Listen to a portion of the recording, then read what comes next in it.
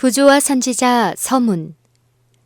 이 책은 성경 역사의 주제들을 다루었는데 그 주제 자체는 새로운 것이 아니지만 여기에서 행동의 동기를 나타내고 어떤 운동의 중요한 취지를 보이고 성경에는 짤막하게밖에 언급되지 않은 어떤 부분들을 보다 분명히 드러내어 그 주제들의 새로운 의의를 부여하도록 하였다.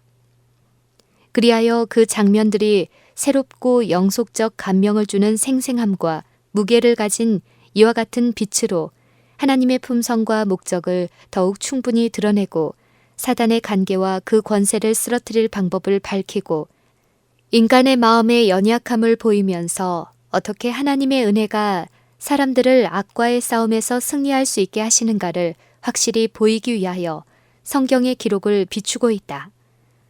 이 모든 것은 하나님께서 당신의 말씀의 진리를 사람들에게 계시하심에 있어서 당신께서 보여주신 목적과 조화된다. 이러한 계시들을 전달한 매개체는 성경 말씀에 비추어 볼 때 하나님께서 인간 자손들에게 교훈을 나누어 주기 위하여 여전히 사용하시는 방법들 가운데 하나임을 알게 된다. 이 모든 것은 하나님께서 당신의 말씀의 진리를 사람들에게 계시함에 있어서 당신께서 보여주신 목적과 조화된다. 이러한 계시들을 전달한 매개체는 성경 말씀에 비추어 볼 때 하나님께서 인간 자손들에게 교훈을 나누어 주기 위하여 여전히 사용하시는 방법들 가운데 하나임을 알게 된다.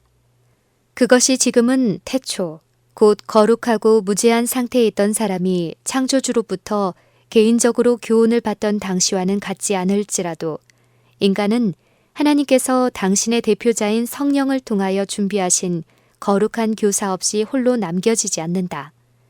그러므로 우리는 사도 바울이 어떤 거룩한 빛은 그리스도를 따르는 자들의 특권이며 그들은 성령에 참여한 바 됨으로써 비춤을 받는다고 선언하는 말을 듣는다. 요한은 또한 너희는 거룩하신 자에게서 기름 부음을 받는다고 말한다.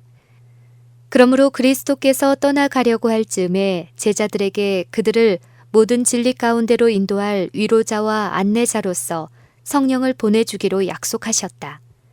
이 약속이 교회에 어떻게 성취될 것인지를 보여주기 위하여 사도 바울은 그의 두 편지서에서 성령의 어떤 은사는 마지막 때까지 교회를 세우고 교훈하기 위하여 주어졌다고 공식적으로 선언한다. 이것이 전부는 아니다. 명백하고 분명한 수많은 예언들은 마지막 날에 성령의 특별한 부어주심이 있을 것이며 교회는 그리스도께서 나타나시는 때에 그 마지막 경험 동안에 예언의 영인 예수의 증거를 갖게 될 것이라고 선언한다.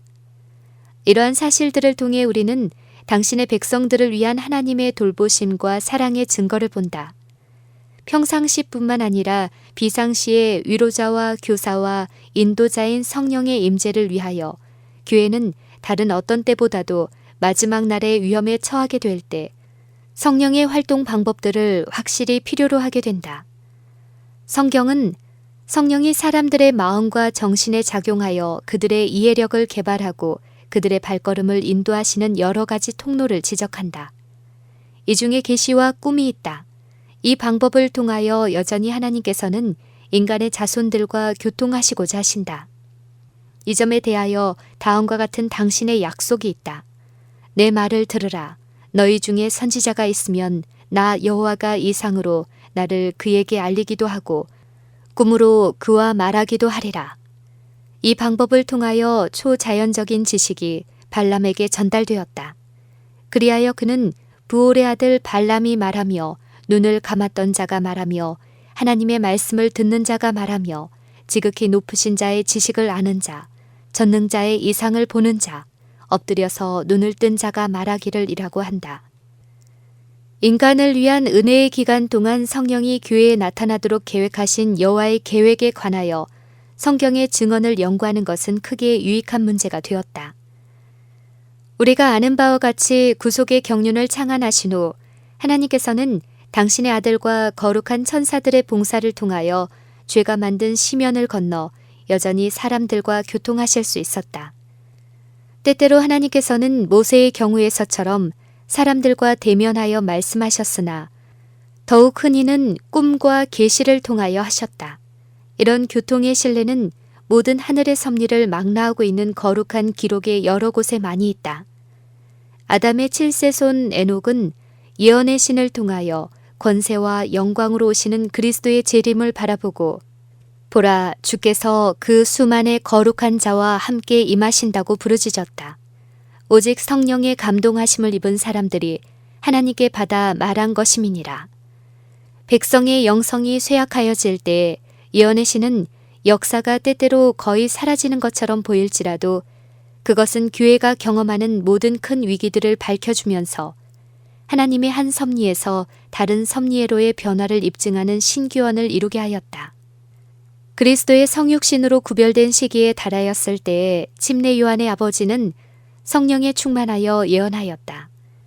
시몬에게는 그가 주를 보기까지 죽지 않으리라는 사실이 나타난 바 되어 예수의 부모가 예수를 성전에 데려와 할례를 받게 하려는 때에 시몬은 성령의 인도로 성전에 들어와 예수를 품에 안고 그에게 축복하는 한편 그에 관하여 예언하였다.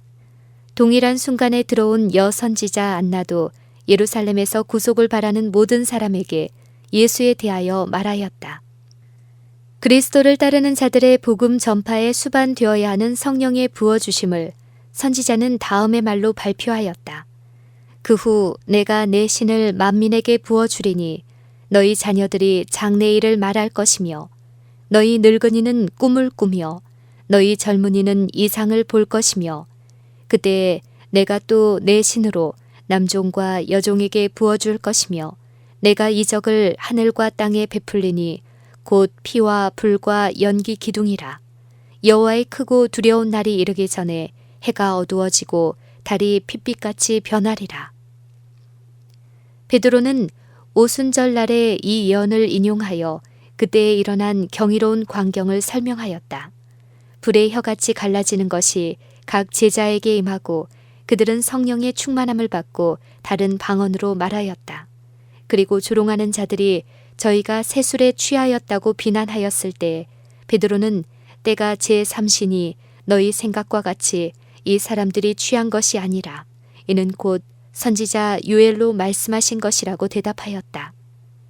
그 후에 그는 사실상 요엘에 있는 예언을 인용하고 다만 후에 대신에 말세란 말을 사용하여 하나님이 가라사대 말세에 내가 내 영으로 모든 육체에게 부어주리니 라고 표현하였다. 그 시대에 성취되기 시작한 것은 성령을 부어주시겠다는 예언의 일부일 뿐이었다는 것이 분명하니 이는 그때에는 아직 꿈꾸는 늙은이가 없었고 계시를 보고 예언하는 청년이나 처녀도 없었고 그때에 나타났던 피와 불과 연기 기둥의 기적도 없었으며 해가 어두워지고 달이 핏빛같이 되는 일도 없었고 요엘의 예언이 성취된 후에 목격하게 될 것을 아직 보지 못한 까닭이었다. 동시에 성령의 부어주심에 관한 이 부분의 예언은 그 한 가지의 표명으로 다 된 것이 아님이 분명하니 예언은 그때부터 주의 큰 날이 올 때까지의 모든 시대에 걸치는 것인 까닭이다. 그러나 오순절 날에는 요엘의 예언 외에도 다른 예언이 성취되었다. 더욱이 그리스도께서 친히 하신 말씀도 성취되었다. 십자가에 못 박히시기 전 제자들과의 최후의 담화에서 그리스도께서는 그들에게 다음과 같이 말씀하셨다. 내가 아버지께 구하겠으니 그가 또 다른 보혜사를 너희에게 주시리니 저는 진리의 영이라. 보혜사 곧 아버지께서 내 이름으로 보내실 성령 그가 너희에게 모든 것을 가르치시리라. 그러하나 진리의 성령이 오시면 그가 너희를 모든 진리 가운데로 인도하시리라. 그리고 그리스도께서는 부활하신 후 제자들에게 말씀하시기를 볼지어다. 내가 내 아버지의 약속하신 것을 너희에게 보내리니 너희는 위로부터 능력을 입히올 때까지 이 성에 유하라 하셨다.